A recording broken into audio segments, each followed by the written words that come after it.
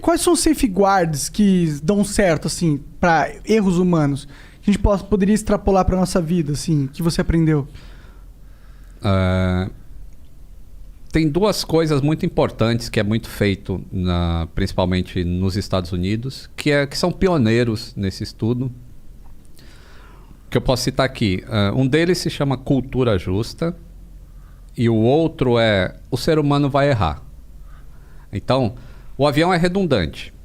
Então, a gente tem que criar uma redundância também para o erro humano. Aí eu vou dar um exemplo.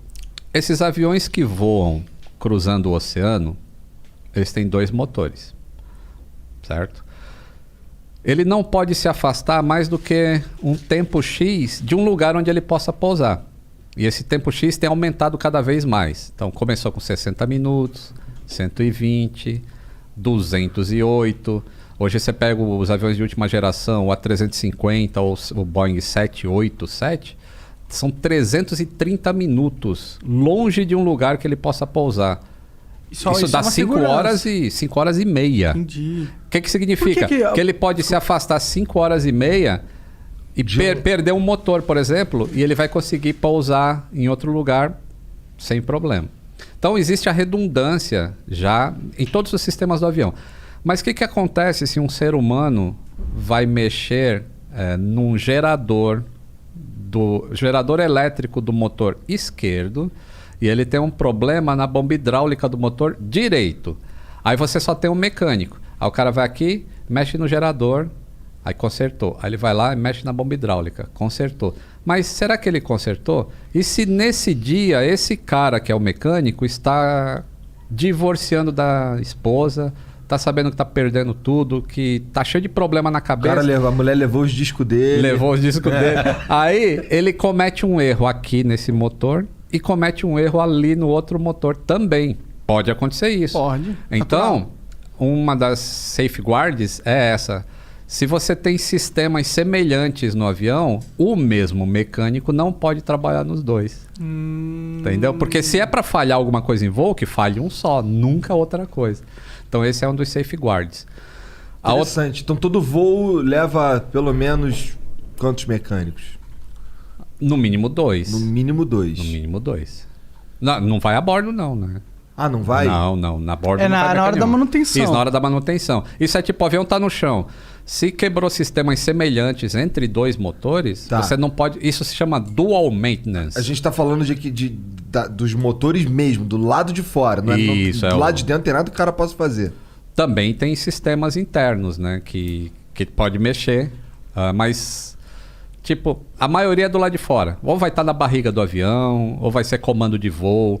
Existe uma lista de sistemas críticos, não críticos, lista de sistemas essenciais para um voo ETOPS, que é esse voo que cruza oceanos e fica longe de um lugar para pousar.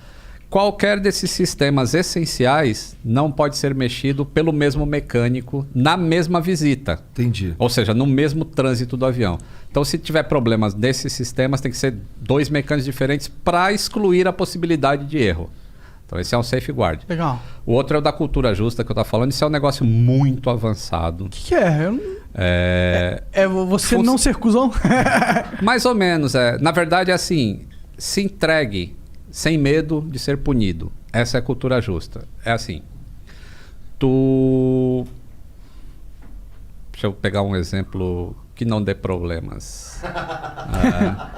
Não é assim, tu tá divorciando da esposa, foi trabalhar e não falou pra ninguém. E aí você abriu uma tampa de óleo lá para colocar óleo no motor e só fechou a tampa de acesso, mas esqueceu a tampinha do óleo aberta. Porque tua cabeça tá em outro lugar. Na hora que tu ia fechar a tampinha, tocou teu telefone e era a sogra ou a mulher te enchendo o saco. Aí tu esqueceu aquilo. Fechou e o avião foi embora. Aí em voo vai dar algum problema, vai dar alguma indicação de que, tô perdendo pressão de óleo lá, então acontece. Aí quando o avião chega num lugar lá, descobre que a tampinha tá errada, tá aberta. Aí o que você que cometeu o erro faz? Empresa, eu cometi uma cagada lá, eu deixei o negócio aberto, Porque eu não... Aí existe um formulário, é tudo uma sequência, assim, sabe? Você fala... Quando foi tua última refeição antes de trabalhar? Quantas horas você trabalhou antes de cometer aquele erro? Quantas horas de sono você teve na semana? Quantas horas você trabalhou na última semana? Tem um monte de informação que você tem que colocar nesse relatório. Mas a essência é o seguinte. Fale o que você fez de errado, porque acontece duas coisas. Primeiro, a gente te protege desde que seja um erro e não uma violação. Violação é diferente, eu vou falar de violação. Tá bom. A gente te protege desde que seja um erro e, ao mesmo tempo, a gente está aumentando a segurança, porque sabendo que isso aconteceu com você, a gente pode criar um mecanismo de que outras pessoas que passem pelo mesmo problema simplesmente falem para o chefe, puta, tô divorciando, caralho, então você não vai trabalhar nesse avião aqui, você vai fazer outro tipo de serviço.